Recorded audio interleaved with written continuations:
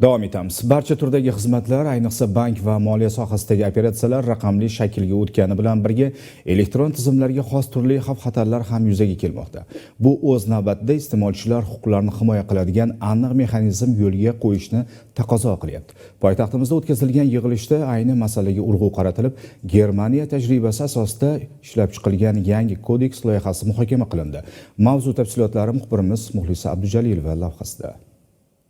Bugun bank xizmatlariga murojaat qilish uchun fuqarolar bevosita binoga borib navbat kutishmayapti, chunki aksariyat moliyaviy operatsiyalar elektron tizimning o'zida hal qilinadi. Lekin yangi shakldagi xizmatlar bilan bog'liq muammolar ham kam emas. O'tgan yilda qo'mitaga umumiy 53 mingdan ortiq murojaat kelib tushgan bo'lsa, shularning 10% ga yaqini aynan moliyaviy xizmatlar sohasiga to'g'ri keladi. Kredit munosabatlari bilan bog'liq, to'lovlari o'z vaqtida amalga oshirilishi yoki grafik bo'yicha muddatdan oldin bank tomonidan yechib olinishi, kafillik munosabatlarida ayrim kelishmovchiliklar.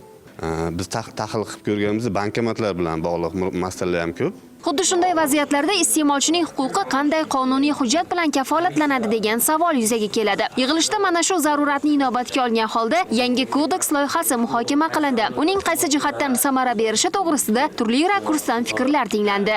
Nafaqat murojaatlar bilan bog'liq, umuman iste'molchini huquqlarini banklar o'zi ta'minlashi hamda u iste'molchini orqasidan daromad ko'ryapti, u ham iste'molchiga shunday xizmat ko'rsatsin degan masalani qo'ylyapti.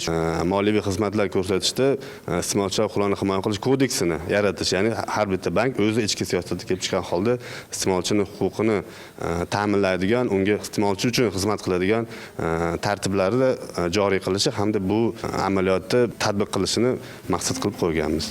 Bugungi yig'ilish nima uchun muhim? Chunki bugun bank moliya xizmatlaridan foydalanayotgan fuqarolar aksariyat hollarda tushunarsiz va murakkab shartnomalar, yashirin foiz stavkalari, chalg'ituvchi reklamalar kabi muammolarga duch kelishyapti. Taklif etilayotgan kodeks loyihasi esa bunday vaziyatlarning oldini olishga xizmat qiladi, tizimdagi ayrim bo'shliqlarni to'ldirishga yordam beradi.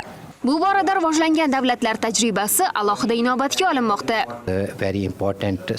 Bugungi yig'ilishimiz muhim ahamiyatga ega deb hisoblayman. Chunki xalqaro tajriba almashinuvi har qanday yo'nalishda samara beradi. Masalan, biz bugun iste'molchilar oldida tanlov imkoniyati ko'pligini tan olib, ularning ishonchini qozonish asosiy vazifa deb olganmiz. Shuning uchun ham mijoz biror muammoga duch kelsa, to'g'ridan-to'g'ri bank bilan munosabatga kirishadi. Bunda davlat organi ishtirok etishiga hojat qolmaydi. Bu orqali butun boshli moliya tizimiga bo'lgan ishonchni mustahkamlaymiz. Kodeks loyihasini ishlab chiqish va uni amalda qo'llash bo'yicha o'z takliflarini bildirgan xalqaro ekspertlar jamoasiga tashakkurnomalar topshirildi. Yangi konsepsiya jamiyatda huquqiy savodxonlik ortishiga va moliyaviy xizmatlarning aholiga yanada yaqinlashishiga xizmat qilishi kutilmoqda. Muxlisa Abdujalilova, Abdulaziz Abdusamatov, Hudud informatsion tahliliy dasturi uchun.